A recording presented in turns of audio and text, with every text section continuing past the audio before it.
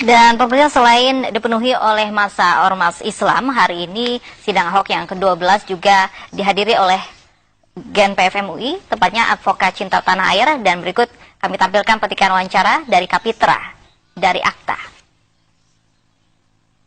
Dakwaannya, karena jaksa penuntut umum berkewajiban membuktikan dakwaannya.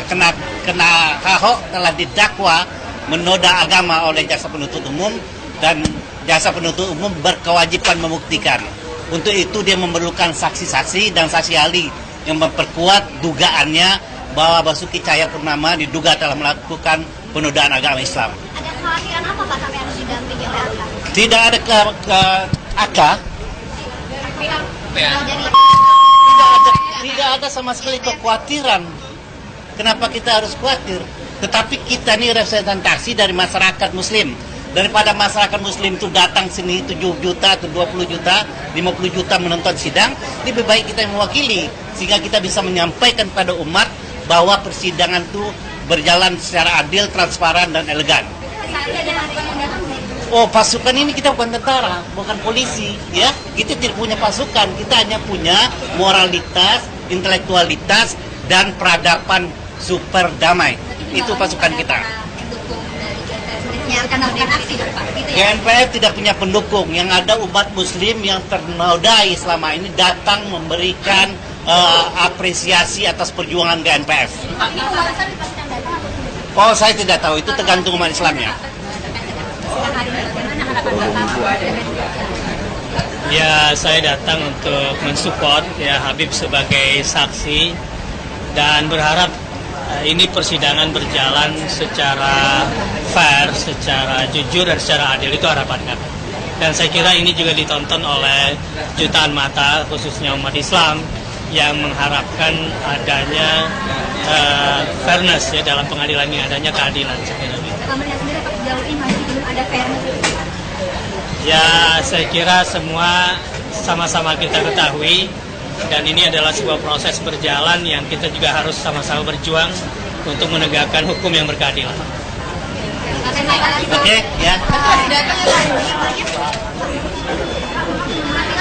Kapitra Ampera Dapat membuktikan dakwaannya.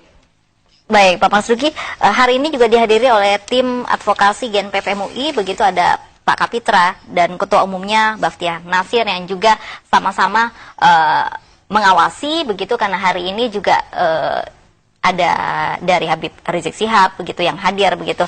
Perlu tidak sih pengawasan yang mungkin dinilai berlebihan hari ini, karena saksi ini juga menjadi sorotan publik gitu. Habib Rizik Syihab, menurut Pak Masduki seperti apa?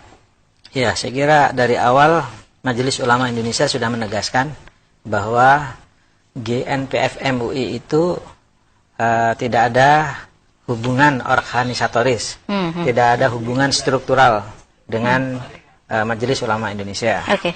Itu adalah organisasi yang dibentuk secara secara mendadak gitu ya, berdasarkan aspirasi-aspirasi yang berkembang di masyarakat, di umat Islam, lantas mereka bergerak. Ya. Cuma MUI juga tidak mempunyai hak untuk melarang mereka membentuk kelompok seperti itu.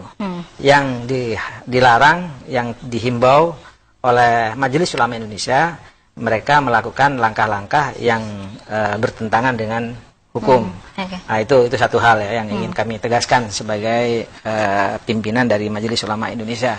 Lalu yang kedua, kalau kemudian hari ini GNPF itu datang ke pengadilan, di dalamnya juga ada Habib Rizik sebagai saksi yang kira-kira itu adalah saksi yang memberatkan. Yeah. Itu adalah mereka punya hak juga kan datang ke pengadilan. Tetapi mereka berorasi, mereka berdemonstrasi, itu juga adalah hak dia, asalkan tidak melakukan pelanggaran hukum. Bahwa kemudian ada yang menilai itu berlebihan, itu juga hak juga untuk menilai apakah itu berlebihan atau tidak berlebihan. Karena memang pada kenyataannya memang ada satu proses hukum yang sedang berjalan di pengadilan di satu pihak gitu ya.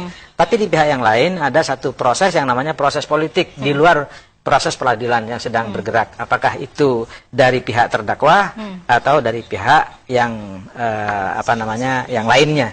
Ini saya kira sedang bergerak seperti itu. Nah, tapi yang terpenting bahwa bagaimana agar proses hukum itu berjalan sebagaimana mestinya, jangan diganggu oleh proses-proses yang berdemonstrasi. Itu yang kedua. Lalu yang ketiga yang saya ingin tegaskan bahwa proses peradilan itu sebagaimana kita dengar tadi itu adalah ada saksi yang memberatkan. Nah, misalnya hari ini mungkin Habib Rizik akan datang sebagai seorang saksi ahli gitu ya. Dengan keahliannya beliau akan menjelaskan dan mungkin akan memberatkan terdakwa. Begitu juga Bapak Abdul Khair Ramadan saya kira juga akan datang sebagai saksi yang akan memberatkan terdakwa. Di pihak lain juga akan ada saksi nantinya yang akan meringankan terdakwa dengan berbagai argumentasi. Dan itu akan didengar oleh masyarakat argumentasi. Ini penting argumentasi didengar, baik yang memberatkan ataupun yang meringankan. Dan tidak hanya didengarkan oleh hakim, tapi juga didengarkan oleh masyarakat. Itu yang saya sebut ini adalah menjadi bagian dari pendidikan politik. Itu penting. Tapi yang tidak kalah pentingnya justru adalah ada hal yang nanti menjadi putusan hakim sebelum hakim memutus itu di samping saksi yang memberatkan, di samping saksi yang meringankan, tapi juga ada hati nurani masyarakat. Hati nurani masyarakat itu akan sangat menjadi pertimbangan hakim di dalam memutuskan perkara ini semua. Ini kita saksikan semuanya mudah-mudahan berjalan baik secara hukum. Dan seperti tadi dikatakan oleh pengacaranya terdakwa bahwa proses hukum itu adalah equality before the law. Ini saya kira satu hal yang harus kita hormati. Semuanya sama di depan hukum, tidak pilih kasih, siapapun orangnya sama di depan hukum. Itu adalah negeri demokrasi dan di mana hukum harus dijunjung tinggi. Saya kira Oke, Pak Mas Duki, jika Pak Mas Duki juga memperhatikan bagaimana sidang Ahok ini berjalan begitu kan, apakah memang ada potensi yang mengkhawatirkan adanya intimidasi terhadap saksi karena kita melihat ada tim khusus, tim advokasi cinta tanah air yang begitu mengawasinya, begitu mengawal dari sidang yang pertama hingga yang sidang ke-12 ini. Apakah memang sidang ini ada potensi untuk mengintimidasi begitu? Kalau soal potensi, karena harus diawasi oleh beberapa pihak. Ya, kalau soal potensi saya kira sekecil apapun pasti ada potensi. Tetapi kalau kita lihat kondisi bahwa saksi yang didatangkan di baliknya juga ada pendukung, itu juga saya kira akan meminimalkan potensi itu. Sehingga dengan demikian maka sebenarnya proses hukum yang sedang berjalan di pengadilan saat ini, kalau ada kekhawatiran seperti itu wajar. Tapi saya kira tidak akan terjadi seperti itu. Kenapa? Karena masing-masing ini sudah mempunyai keseimbangan untuk bagaimana proses keadilan berjalan. Satu. Lalu yang kedua, ini juga adalah satu proses peradilan yang mengambil satu pelajaran dari proses pengadilan sebelum-sebelumnya. Di mana ada proses semacam tadi Mbak katakan ada semacam proses kriminalisasi. Dan itu dengan kondisi seperti yang sekarang ini, saya kira tidak akan terjadi seperti itu. Baik, sejauh ini hari ini sudah sidang yang ke-12 Pak Mas Duki, begitu ada mungkin prediksi-prediksi yang bisa Pak Mas Duki jelaskan. Pak Mas Duki juga sempat membahas beberapa kasus yang mungkin sama dengan kasus Basuki Cahayapurnama ini yang memang pada akhirnya beberapa kasus ini harusnya dipenjara begitu. Ada kata-kata dibohongi, menggunakan surat, apalagi khususnya sangat sensitif, menggunakan ayat Al-Quran, begitu. Harusnya ini proses hukum yang harus dicontoh, jangan sampai seperti aspirasi beberapa aksi, begitu, harus penjarakan penista agama, begitu Pak Mas Duki. Ya, saya kira kalau ada kata-kata penista agama harus dipenjarakan. Itu kan ada kata-kata seperti itu di dalam aksi-aksi ya yang dilakukan oleh masyarakat di luar pengadilan. Itu proses yang sebenarnya tidak boleh ada pemaksaan terhadap jalannya sidang gitu ya. Hakim dengan independensinya saya kira itu sudah mempunyai hati nurani untuk melakukan putusan terhadap kasus yang sedang ditangani ya, untuk dilakukan putusan seadil-adilnya. Dan salah satu pertimbangan dari hakim untuk melakukan putusan yang seadil-adilnya itu adalah flashback terhadap kasus-kasus yang sudah terjadi sebelumnya.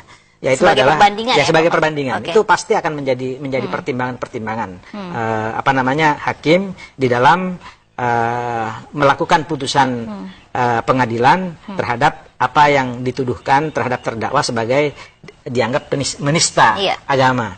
Karena kalau kasus-kasus sebelumnya itu ada banyak seperti ada kasus Lia Eden, ada kasus Ghafatar, ada banyak kasus terhadap hal-hal yang terkait dengan penistaan agama itu. Itu semuanya akan menjadi pertimbangan yang baik buat hakim. Di samping itu tentu saja yang seperti yang saya katakan tadi adalah pertimbangan yang terkait dengan saksi yang meringankan, juga saksi yang memberatkan, dan tentu saja adalah pertimbangan bagaimana kehendak masyarakat secara umum. Itu saya kira akan menjadi hal-hal yang menjadi pertimbangan bagi hakim untuk memutuskan perkara. Baik, ada beberapa pihak yang mungkin juga mengatakan kasus dugaan penistaan agama yang dilakukan Basuki Cahayapurnama ini merupakan kasus yang tidak begitu besar begitu, karena mungkin posisi Ahok ini jelang pilkada ada mungkin indikasi strategi politik juga di belakangnya, itu yang menjadi mungkin besar gitu.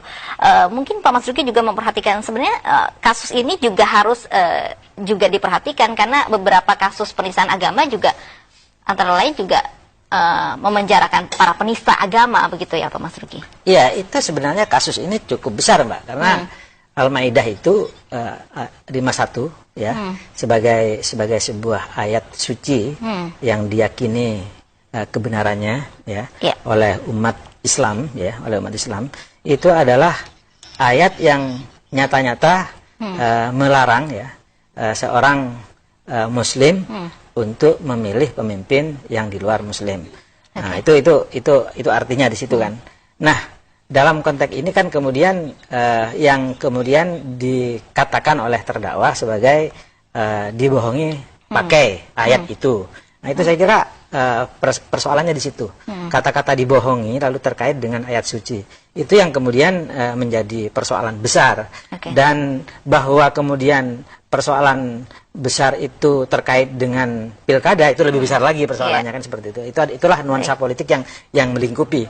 Tetapi masalah yang paling pokok gitu Mbak, sebenarnya adalah bagaimana agar ini kan pemimpin sebenarnya. Pemimpin itu kan memang ada 3 dimensi yang harus kita jaga. Pemimpin itu ya tangannya harus dijaga, langkahnya juga harus dijaga, dan lisannya juga harus dijaga. Saya kira di sini masalahnya. Jadi masalah pemimpin itu tidak hanya persoalan-persoalan kebijakan yang baik, tetapi seorang pemimpin itu memang harus menjaga lisan, menjaga mulutnya supaya baik, tidak berkata-kata yang menyinggung perasaan orang lain. Baik Pak Masduki, kita akan lihat dulu